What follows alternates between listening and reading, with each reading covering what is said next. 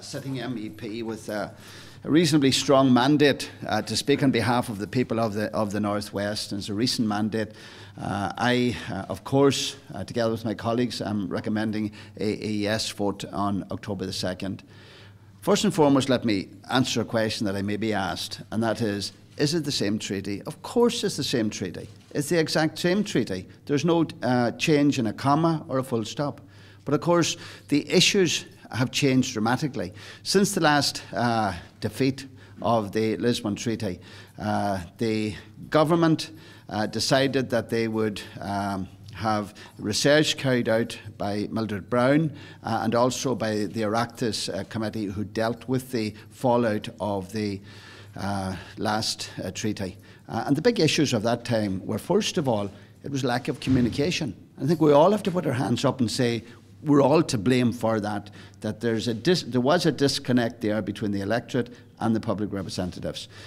Secondly, the other big issue was the fact that under the Nice Treaty, which would be in operation if this is not carried, that there will be less than 27 commissioners. It could be 26, it could be 18, but more than likely it would be 18, which means that we would only have a commissioner for every 10 out of 15 years. And that has been addressed. The issue of taxation, which was always very clear, but it has again been addressed by way of protocol.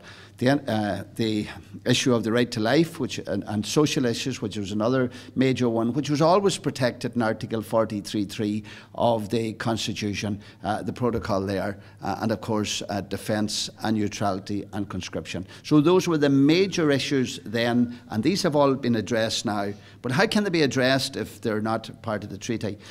They will be addressed by way of protocol, which will be lodged, if it's carried in Rome, as the instrument of ratification. And that has the same strength as the treaty itself. We realise that in the past there were protocols attached to other treaties, and particularly the Maastricht Treaty, and of course they will be incorporated at the first available opportunity, and hopefully that's with the accession of Croatia or Iceland. So in addition to that, I think it's important to make the point that this instrument of ratification will also be registered with the United Nations under Article 102. And I think the Irish people have a great respect for the United Nations. And it's no different. It is no different to the registration of the outcome of the Good Friday Agreement referendum. And there are those who supported that and who say, and other political parties who are opposing this, and they will say, but this is not strong enough. And it's not 10 years ago since they were saying, yes, of course it's strong enough, so we can't have it both ways. On this, you can't dine a la carte. We're dealing with facts. I'm delighted, of course, to note today that the Killybegs Fishermen Organisation have recommended a yes vote. And I may be a black sheep in some ways, and I think we all say this, that we paid, and the fishing industry paid too great a price for membership of the European Union. Now, it's not the 200 billion that's been referred to, but it was a great price that was paid. Why? And I'm not criticising those who negotiated that time, because major developments took place, major investment by the processors and by the producers, the fishermen, and they have suffered. But they realise that to vote no at this stage will not change that. It will give me, as their spokesperson in the European Parliament, it will give me more power, because from fisheries, which is an important industry, to Donegal, we will have co-decision. And instead of being there in an advisory capacity in the European institutions, we will have co-decision with the Council of Ministers. That's important. And it's also important to strengthen our position in Europe. At the moment, you'll be aware that there was a green paper published on the review of the Common Fisheries Policy.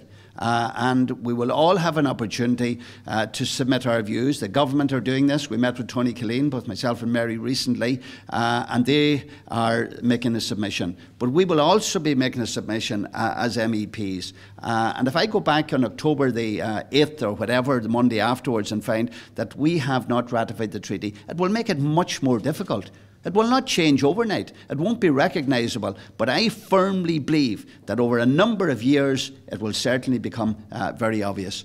We have built castles since 1973 when we went into Europe. And by goodness, I think with one fell swoop that we can knock all of those castles. We see posters, and I only want to refer to one of them about what the founding fathers of this state would say. Who was the greatest European of them all? And was in the GPO. All of these others who are put in the posters would hardly know what the GPO is. But Jean Lemasse was in the GPO. Jean Lemasse was the one who revolutionised this country. He was the one, as Taoiseach, who took the decision to submit an application for membership to the European Union.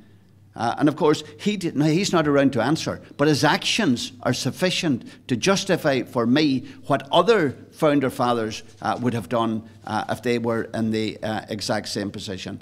It's also been suggested we've had enough, there's nearly 500,000 unemployed.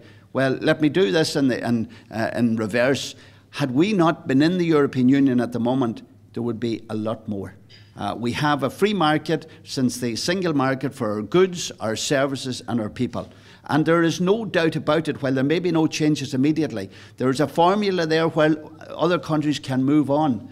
And in football parlance, instead of playing in the centre of the field, post-October, the second referendum, if there's a no vote, we'll certainly be on the field, but we'll be on the sidelines. And that's the input that we will have. So in short, I'm saying to the people of Donegal, what benefit is there for me and other public representatives? I have just completed 30 years as a representative, elected first to the Council, to Europe, Minister of State, and then a TD over those years. To try, as they say in Irish, to pull the wool over the eyes of the people that have placed their faith in me and in us all over these years. I'm saying to the people of Donegal, this is not alone in the best interests of present generations, but I believe we will never be forgiven by future generations if we don't take the pragmatic decision this time. And in short, it's the same treaty, but the protocols have the same legal standing as has the Anglo-Irish Agreement, which was voted on by this country. And for some, they're happy it's with the United Nations, so it has those strengths. And I would hope that Donegal would respond in a positive and practical and pragmatic and realistic way in the best interests of the people of Donegal. Thanks.